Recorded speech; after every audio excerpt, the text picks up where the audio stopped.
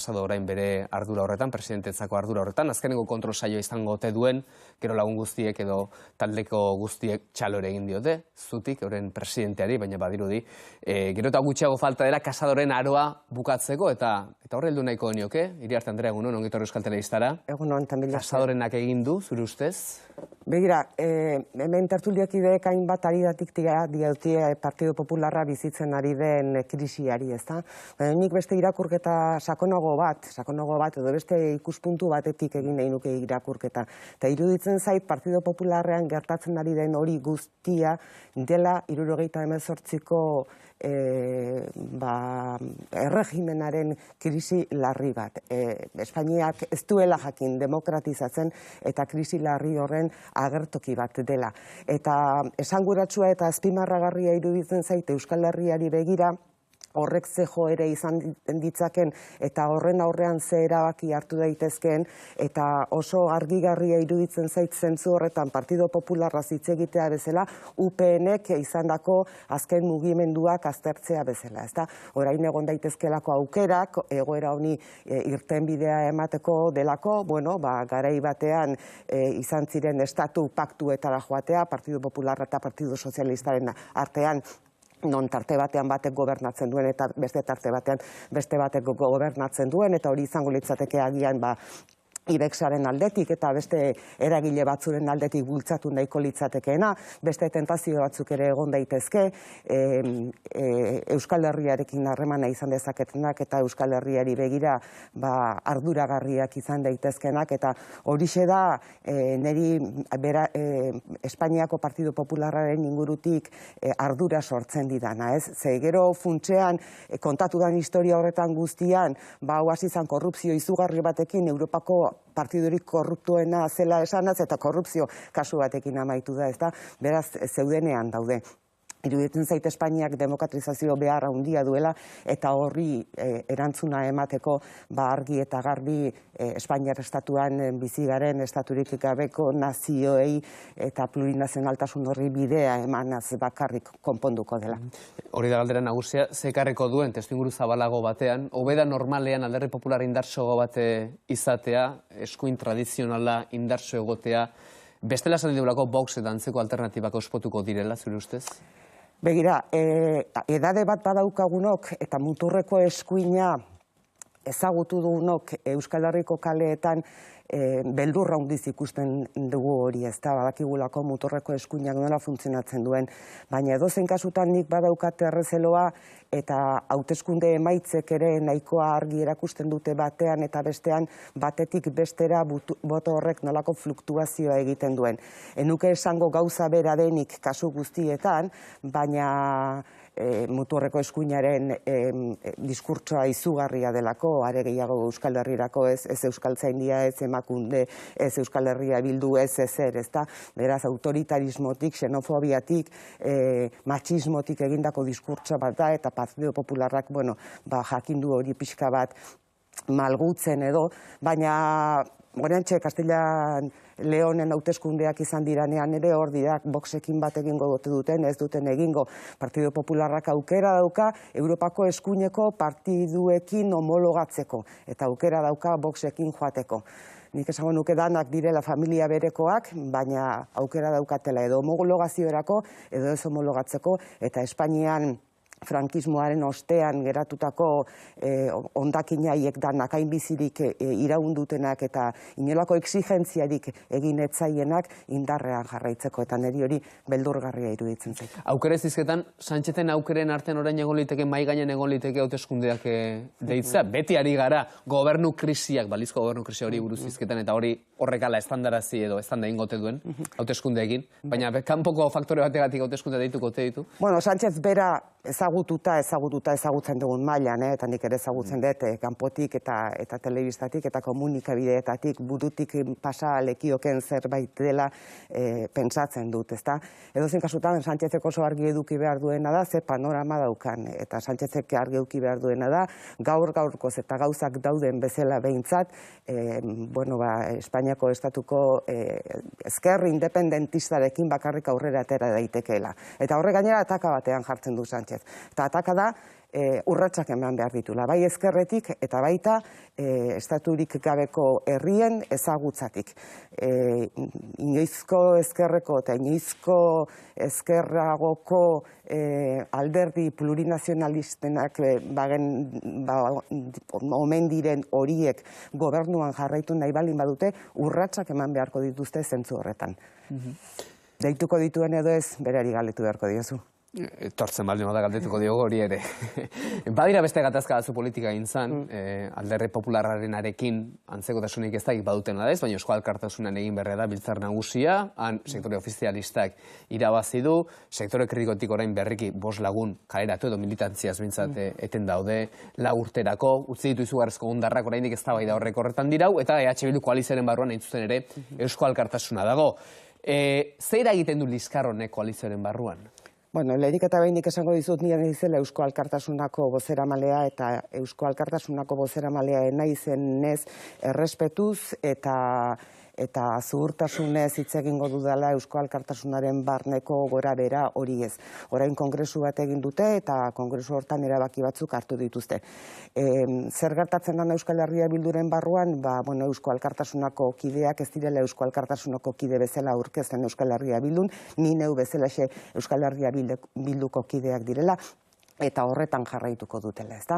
Eta hortik aurrera, Euskal Herria Bilduren baitan alderdiek 2017an okerrez baldin banago, Iruñeko baluarten hartu zuten erabaki bat, tinkoa, orduan ere Aralar bazelarik alternatibak Eusko Alkartasunak sortuk eta zein da laugarrena, pasa egin zait, lau alderdiek, eta esan zuten koalizio izateari utzi, eta Euskal Herria Bildu sujeto politiko izateko urratsa emango zutela. Eta hori han onartu zen, eta han idazkari nagusiek sinatu zuten. Eta ondoren, Euskal Herria Bilduk egindako kongresuetan ere, funtzionatzeko erabaki batzuk hartu ditugu, era demokratikoan eta bilkideen bidez. Beraz, Euskal Herria Bildun funtzionatzeko moduak badaude, eta guztion aldetik ezagunak dira, eta gehiengoz onartuak dira. Beraz, hori da Euskal Herria Bildu eta hori da Euskal Herria Bildun funtzionatzeko modua. Beraz, nahiz eta alderditik orain 4 urterako militantzia etenda eduki boskide hauek, ez dago inolako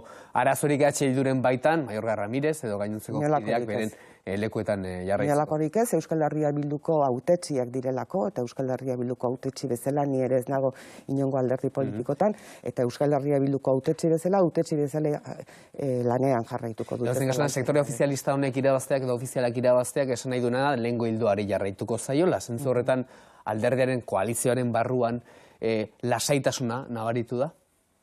Bueno, egia esan ez tegu alako lasaitasun edo ez lasaitasun terminotan hausnarketarik egin.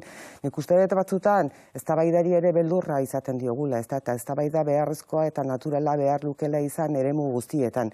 Egia da batzutan eztabaida gehitxo tenkatzen dala, eta batez ere agian eztabaida hori, eztabaida eman behar den lekuetatik atera egiten dala, batzutan interesa handiz atera izan dutela medio batzuk gainera, ziurrenik Euskal Herria Bildu kaltetzeko, baina eztabaida hori egotean ikuste dut zilegi dela, ez da, talde bateko kide guztiek joera bat, jarrera bat berdin ikusten ez dutelako, momentu honetan kongresu bat eginda, kongresu horrek gauza bat ebatzi du, eta ebazpen horren arabera lanean jarraituko dugu, eta seguru nago bai batzuk eta bai besteak Euskal Herria Bilduri duten oberena, dakiten oberena, eta karpenik oberena egingo diotela dauden tokitik ere.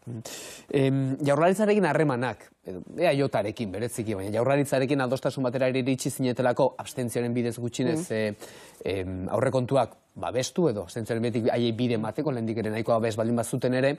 Betetzen ari da Eusko Jaurlaritza emandako hitza, ez da denbora asko pasa, baina bide honetik doa? Bueno, ez da denbora asko pasa, eta gainera akordioa egin genuenean, akordio horretan jaso genuen zenbatero elkartuko ginen egindako akordio horren jarraipena egiteko. Orduan egongo dira bilera ofizial batzuk, baina lata guziz ere gobernuarekin izan ditugu, urrera batzuk, prozesu hori nola egingo dugu, prozesu horren markua zein izango dan jakiteko, lehenengo bilera ofizialetara nola iritsi, eta abar egiteko hain zuzen ere Euskal Herria Bilduren akordioaren ostean, aurrekontuan aldaketa batzuk egin behar direlako, eta urrats batzuk eman behar direlako. Beraz, elkarrekin egon gera, nahiz eta lehenengo bilera ofizial bezala ez den egin, hau da akta jasoko dana eta erabakiak hartuko direna ez den egin, baina dudarik gabe Euskal Herria Bilduk jarraipen zorrotza egingo dio egindako akordio horri eta guk gobernuarekin izan dugun harremanean, Azpiazu sailburuarekin eta Azpiazu sailarekin izan dugun harreman horretan, guztiak ere ados gaude, hori horrela egin dezagun, akordioak berak horrela jasotzen duelako. Hau galdetzen dizut izan ere, alderdi edo gobernu horretako alderdi nagusiaren presidenteak Asteburuan Bozento taldean esan du, Andoni Ortuzarrek, EH Bildu txano horretxoz jantzitako otsoa dela. Ordan, hain denbora gutxien harremana hainbeste aldatu liteke? Andoni Ortuzarri onartu behar zaio era honetako okurrentzietarako badaukala grazia, ezta? Baina nik ikusten duzu orduan jantzita etorri naiz eta otsoa ez naiz, eta beti saiatzen naiz gainera ez otso izaten, hain zuzen ere iruditzen zaidalako politikak behar duela otso ez izatetik eta pertsona izatetik eta pertsonen arteko harremanetik, ezta? Uste dezuk eta biok ere orain baino lehen eta ni Euskal Herria Bildun egon baino lehen eta kazetaritzaren ikuspuntutik ere aztertua genuela, ezta? Zenbatetan botatzen dira nalako titularrak azpian gauza hundirik gordetzen ez dutenak eta ekarpen hundirik egiten ez diotenak edukiari eta politikari. Euskal Herria Bilduk Euskal Herri jeltzalearekin harreman jarraitua dauka gauza askoren inguruan. Alderdiak alderdiarekin eta guk geuk ere legebiltzarrean izan aurrekontuen akordioari dagokionez, izan hezkuntza akordioa gauzatzen ari garan honetan ingurugiro gaietan eta beste hainbatetan badauzkagu harreman jarraitu eta harreman esango nuke sakonak. Beraz, hori esatean uste gehiago dela okurrentzia kontu bat azpian ezer ez daukana berak ere baitaki harreman jarraitu horiek badauzkagu. Akordion esparru horretan hezkuntza legea izango da legealdi honetako legeri garrantzitsuenetakoa eta aurten urtearen bukaerarako gutxi gora bera eta jutu egongo den testu bat ondoren eztabaidarako legebiltzarrean 2023ko lehenengo hiruhilekoan onartzeko oinarri batzuen inguruan Euskal Autonomia Erkidegoko eta Gasteizko legebiltzarreko hiru alderdi nagusiek bazirudien bazutela akordio bat, baina azkenengo orduan edo behin ponentziako ondorioak aurkeztu direnean, alderdi sozialistak eskua altxatu du, ereko handuezak eskua altxatu eta esan du, gu agian ez gaude honekin erabat ados. Honek zen neurritan aldatu du, ustez, bazegoen akordio bat? Niri printzipioz atentzio ematen dit, ezta?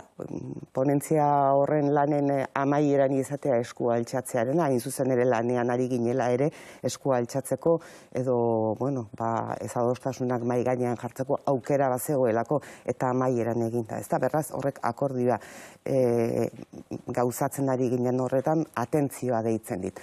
Horrek zer egin duen, ponentzia guztiok dakigun bezala oinarri bat da, lanean hasteko lehenengo urrats bat da, eta Euskal Herria Bilduren ikuspuntutik kontuan izan da hezkuntza herri honetako zutabe garrantzitsu bat dela eta herri erronka bat dela eta gure ustez herri erronkei herri akordioekin erantzun behar zaiela lehenengo urrats garrantzitsu bat da. Eta guk lan egingo dugu hortik akordio bat atera dadin. Besteak beste iruditzen zaigulako gainera, akordio hau gauzatu ezkero, epe laburrean Euskal Eskola Publikoa izango dela neurri batean indartuko dena, Euskal Eskolan bai publikoan eta bai gainerakoan ere gure neska mutilei emango dizkiegun hizkuntza baliabideak orain artekoak baino hobeak izango direla, euskara behikularra izanik, nik uste obligazioa daukagula gure neska mutilei hizkuntzak euskera, gaztelera, inglesa eta hautatzen diren beste hizkuntzak erakusteko eta uste dut ponentzia honetatik abiatuta lanabes egokiagoak emango dizkiegula. Eta beste gauza oso garrantzitsu bat nire ustez hezkuntza momentu honetan dagoen atakan kontuan izan da segregazioaren inguruan hartu genitzaken erabakiak. Oso gai konplikatuak dira danak ere, konplikatuak, azterketa sakonak behar dituztenak, adostasun sakonak behar dituztenak, baina nik ponentzia honi onartzen dio dana da, batetik eragile baino gehiago pasa direla, hezkuntza eragile pasa direla eta beraien aportazioak egin dituztela, inoiz ez bezala gainera eragile horiek guztiak beraien ekarpenak egiteko bigarren aukera bat izango dutela eta horiek jasotzeko aukera izango dela. Guk dei bat egin dugu beste alde batetik hezkuntza eragileek paktu sozial bat egin dezaten, paktu politiko horrekin bat egin dadin eta benetan herri erantzun bat eman dezaiogun eskuartean daukagunei. Uste dut momentu honetan akordioa lantzen saiatu behar dugula. Eta alderdikeriak alde batera utzi behar direla, eta lehenaldiari hainbeste begiratu ez, eta etorkizunari begiratu behar zaiola. Eta hor kokatzen dut alderdi sozialistaren jarrera ere. Lehenaldiari, hizkuntzaren inguruan garai batean esandakoari, uste lehenaldiari begiratu, alderdikeriak alde batera utzi, eta herri honek zer behar duen, zer nahi behar duen, ume horiek ze eskubide dituzten, ikaslea zentroan jartzeak zer esan nahi duen azterketa egin behar duela. Eta gainerakoan, Podemosek ere izan ditu hor, ziurgabetasun batzurita besteei esango nieke loeko alderdiak beraiek direla, eta hemen apustua Euskal Eskola Publiko indartsu baten aldekoa. Baina orain, dagoen oinarrien inguruko akordio hori, da orain ez baian dagoen horren muinera etorrita, uste duzu alderdi sozialista gehiago ari dela begira orain dela 30 urteko legeura, sozialista baten eskutik etorri zen, sailburu sozialista baten eskutik etorri zen legeari begira, eta ez hainbeste bestelako pauso batzuk ematearen aldekoago dela, izan ere, zuek ez zaudete gobernuan, alderdi sozialista gobernuan dago, baina badirudi Eusko Alderdi Jeltzalearen eta zuen artean sintonia handiagoa dagoela alderdi sozialistarekin baino momentu honetan, ez? Baina galga izan litekeela gobernuan dagoelako eta gehiengoa gobernuari alderdi sozialistak ematen dizkiolako ere. Zalantzari gabe galga izan daiteke, baina hori ja gobernuaren barruan eurek konpondu beharko duten kontu bat izango da. Nik uste lehenaldiari begiratzea eta hainbeste urtetan aurrera eman ditugun urratsak bazteruztea edo hainbeste urtetan atzera egin duten gaiak ez jorratzea, adibidez euskerak eta euskararen erabilerak atzera egin duela oso kontziente gara, hala esaten digute eragileek ere, eta hori ez iraultzeko urratsak ematea, uste dut, etorkizunari aurrez aurre eta tajuz ez begiratzea dela, eta alderdi sozialistak egin beharko lukena horixe dela, ez etorkizunari begiratu, zer behar dute, ze eskaini behar diegu eskolan dauden ume hauei eskaini behar diegu Euskal Eskola Publiko Unibertsal egoki segregaziorik gabeko bat eta trebatuko dituena bai euskaraz eta bai gazteleraz erreztasunez eta inolako oztoporik gabe gaur egun oraindik batzutan gertatzen den bezala. Eta segregazioari irtenbide bat emanaz eta abar. Alderdi sozialistak aurrekoari heldu nahi balin badio, alderdi sozialistak alderdikeriari eusten balin badio, bazailagoa izango da aurrera egitea. Horregatik nik uste dut akordio parametrotan jarri behar dugula eta alderdikeriak bazter batera utzi. Euskal Herria Bilduk ere bere hezkuntza proposamenean bazeuzkan akordio hortan ez dauden gauzak, badaki edonork akordio bat egiten duenean gauza asko kanpoan geratuko direla. Eta beste gauza bat niri garrantzitsua iruditzen zaitena da akordiori dala Euskal Herriaren zati baterako, Araba, Bizkaia eta Gipuzkoarako. Eta Euskal Herria dela, eta ez da Valladolid. Eta herri honetan urte askotan hartutako erabaki politiko sozialak eta erabaki politiko eta sozial hoien gainean eraikitakoa ere kontuan hartu behar dela, egiten ari garen hezkuntza lege berri honetan urratsak emateko. Eta beste gauza bat garrantzitsua iruditzen zaidana. Hezkuntza lege hau egin behar dugu, ez legealdi baterako. Egin behar dugu generazio baterako, orain generazioena eta bat, iraungitze datak errezagoak dira edo azkarrago doaz, ezta? Baina bai pentsatzen dut, Espainiar eredu hori gobernuz gobernu aldatzen dana, ez dela bat ere ona hezkuntzarako, ez duela bat ere ziurtasunik ematen ez ikasle, ez irakasle, ez hezkuntza komunitatearentzat, eta hortan saiatu behar dugula, benetan herri erronka gisa hartuta eta herri honi hezkuntza proiektu egoki bat emateko datozen urtetarako.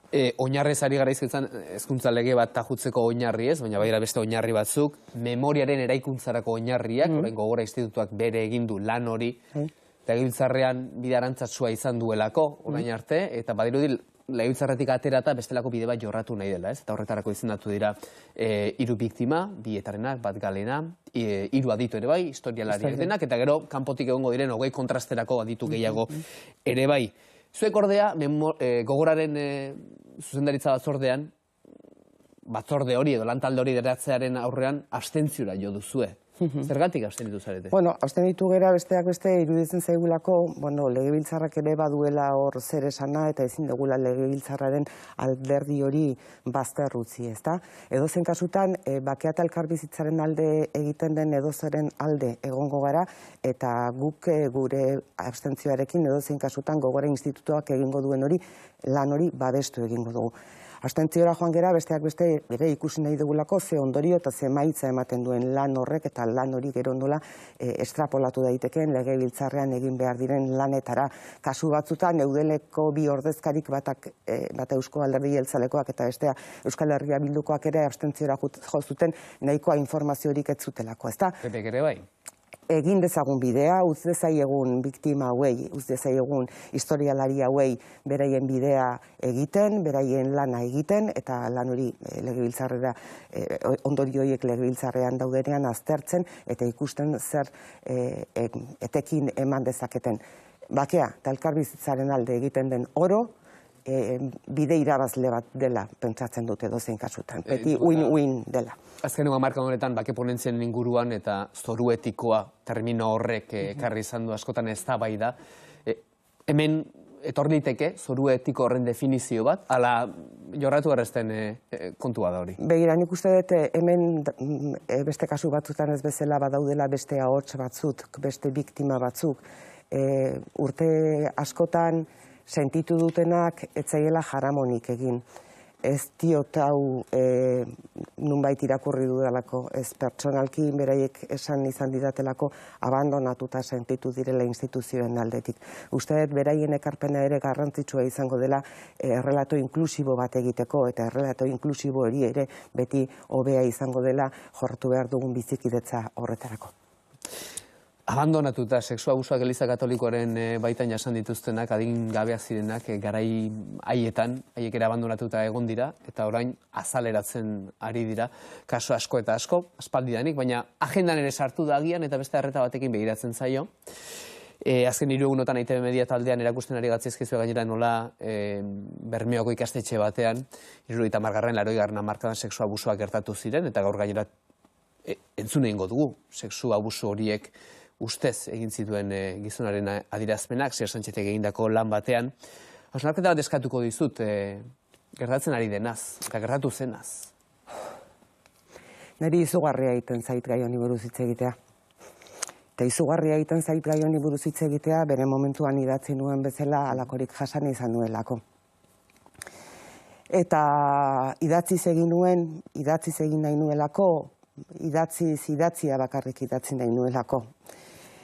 Idatzi hartan esaten nuen, gaur, oraindik eta 53 urte pasa dira, pentsatzen dudala, nire bizitza ametsa dala, eta esnatuko naizela eta han esnatuko naizela. Eta hori izugarria da persona baten bizitzan. Ikaragarria. Benetan esaten dizut, ikaragarria da. Berdin zait Elizatik datorren edo beste nonbaitetik datorren. Naiz eta Elizarenak badaukan niretzako aparteko garrantzi bat.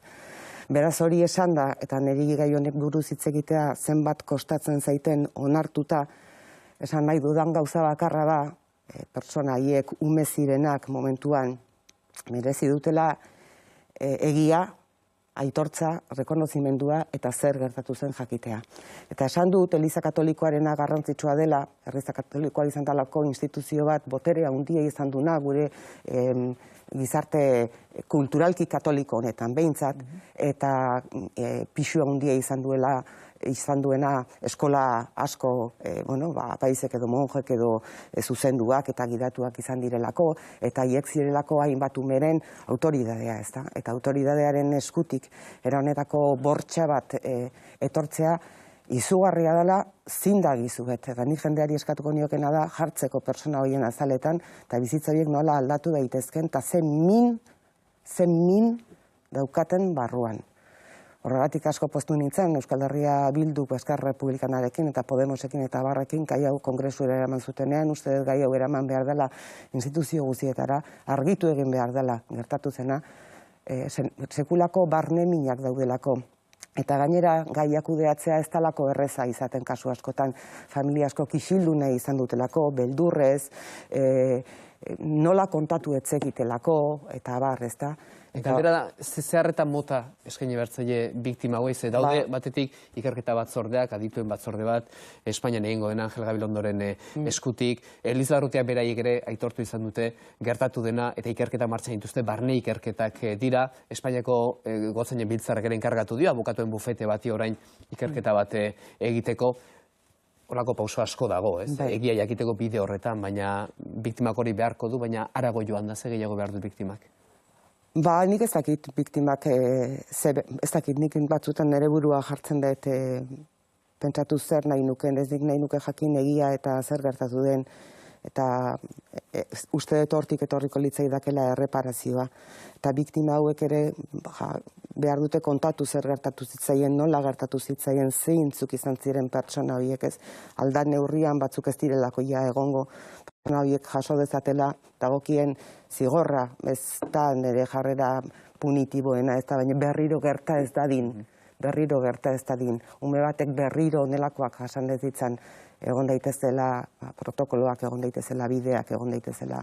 Eta Eliza Katolikoak bere autoridadetik eta bere indarretik aitortu dezala, isildu egin duela, estali egin duela urte askotan, eta izugarrizko sakona egin diela ume askori, eta ondorioz baita bere familiei ere. Eta min hori ez dela pasatzen egun batetik bestera, min hori betiko geratzen den mina dela. Zu legebiltzarkide zara, Gasteizen, Gasteizko legebiltzarrak Nafarrokoak egingo duen bezalaxe, lege bat onartuko duelako honen inguruan, aintzat espena mateko, aitortza egiteko gutxienik behintzat. Zerbait egin beharko luke legebiltzarrak? Ba, seguru aski guk ere egin beharko genuke zerbait honen inguruan, ez da, eta arlo eta instituzio guztietatik eta leku guztietatik babesa eman urte luzez egoera hau jasan duten pertsonei. Bukatzeko, gaiz beste egingo dugu, eta oso modu bapatekoan agian, baina Leandro asko izan zen gurean, Eusko Jaurlaritzaren arrantza zuzendaria, eta arkere galdera bat utzi dizu Iriarte Andrea, eta entzun egingo dugu askoren galdera Iriarterentzat. Badauzkagu martxan proiektu eta programa ezberdinak. Eta orduan Maialenei galdetuko nioke, zer gehiago, beak ze proposatuko luke, nolabait azken finen danok, Euskal Gizarteak dugun, eta kasu honetan Euskal Arrantzak dugun erronka honeri, nolabait belaunaldi relebo, nolabait bultzatzeko, relebo hau bultzatzeko, beak ze proposatuko luke, ze gauz gehiago egin dezakegun Jaurlaritzatik hori lortzeko. Bueno, argi dagoena da, arrantza nekazaritza bezala herri honetako lehen sektorea izanik oso sektore garrantzitsuak direla herri honentzat, ezta? Are gehiago esango nuke, pandemiak berak erakutsi digula ze garrantzi duten gure lehen sektoreak, ze garrantzi duen gertukoak, gertuan egindakoak, gertuan arrantzatutakoak, ezta? Eta uste dut oso bazter utzitako sektoreak izan direla denbora askoan, nik arrantza baina gehiago nekazaritza ezagutzen dut, baserri familia batetik natorrela, eta ze kondiziotan saltzen dan esnea edo ze kondiziotan saltzen dan behi edo txal aragia eta bar, eta hortik ze lan eskatzen duen honek 364 eguneko lana eta zer jasotzen dan hortik, ezta? Eta arrantzari dagokionez, beste horren beste, ezta? Arrantza ze egoeratan bizidan. Arrantzak zenbat itxasontzi dauden portuan momentu honetan adibidez gasolioaren prezioa inasuniblea delako, ezta? Nun dagoen arrantzaleen ahotsa beste alde batetik, ezta? Hau da, guk herri bezala ezin dugu gure ahotsa erabakiak hartzen diren lekuetara eraman. Bruselan hartzen dira arrantza inguruko erabaki asko eta Euskal Herritarron ahotsa ez dagoan, ezta? Orduan bada beste momentu bat ere berriz gure hitza eta gure erabakia lekuetara eramateko daukagun behar hori azpimarratzeko, ezta? Guk defendatu behar dugu geurea dagozkigun instituzioetan, ez, eta ez gauza global bat, gauza general bat, non eta aztuko dituen sarri askotan Euskal Arrantzaleek dituzten beharrak, ezta? Seguraski formazioaren ingurutik ere etorriko da, prestigiatzearen ingurutik etorriko da.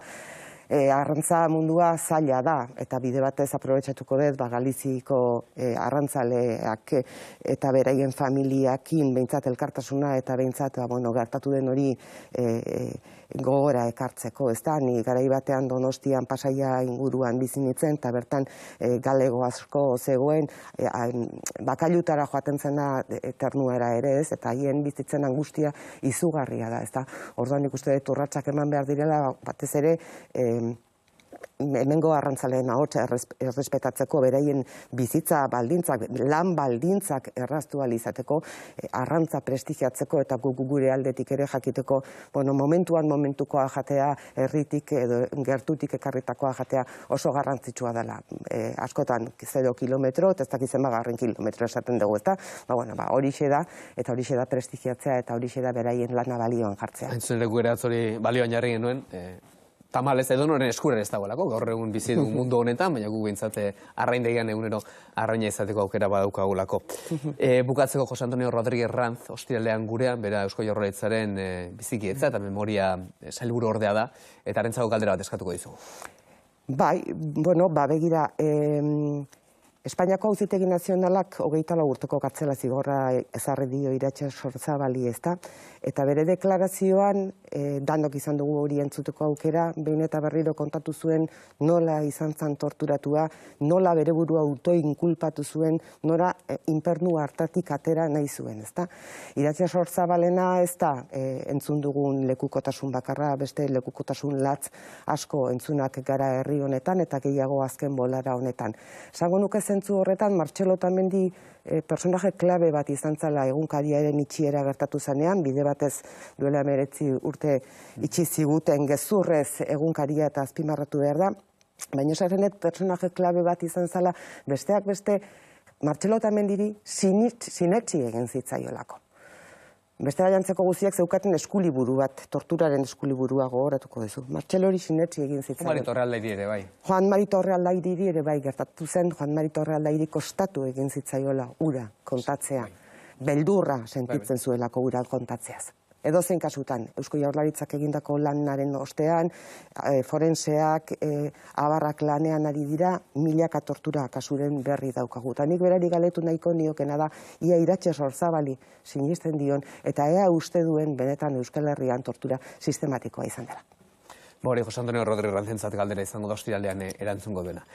Baina niri arte Euskal Herria Bilduren bozera maila, Gasteizko Legebiltzarra, estimatu Euskal Telebistara etorri zen. Eskerrik asko. Mila esker zuei beretan. 12 minutu Jaun Andreok egunak dakartzan kontu gehiagori begira jarriko gara, solasaldi honen inguruan, nahikoa argazki